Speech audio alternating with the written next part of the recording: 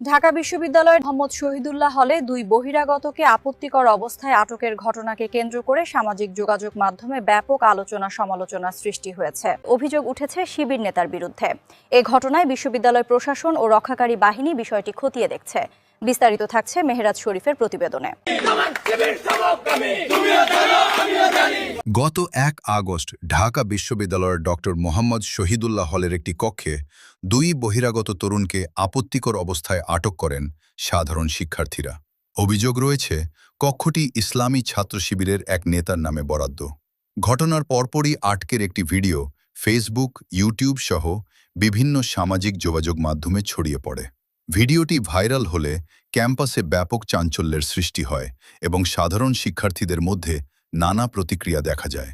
এদিকে video viral হওয়ার পর সংশ্লিষ্ট কক্ষের আবাসিক শিক্ষার্থী সামাজিক যোগাযোগ মাধ্যমে একটি ব্যাখ্যামূলক পোস্ট দেন।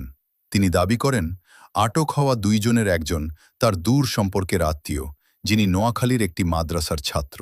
চিকিৎসার জন্য ঢাকায় এসে থাকার জায়গা না থাকায় তাকে সাময়িকভাবে তার কক্ষে থাকতে দেওয়া হয়েছিল।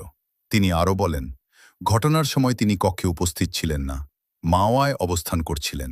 তার অনুপস্থিতিতে ঘটে যাওয়া ঘটনাকে তিনি নিন্দনীয় বলে উল্লেখ করেন এবং জড়িতদের বিরুদ্ধে আইনগত ব্যবস্থা নেওয়ার দাবি জানান।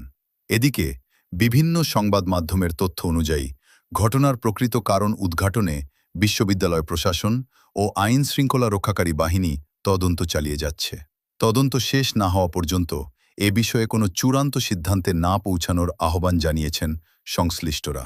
ঘটনার তদন্ত শেষ হলে এ বিষয়ে আরও বিস্তারিত তথ্য জানা যাবে। নতুন কোনো অগ্রগতি হলে তা আপনাদের সামনে তুলে ধরা হবে।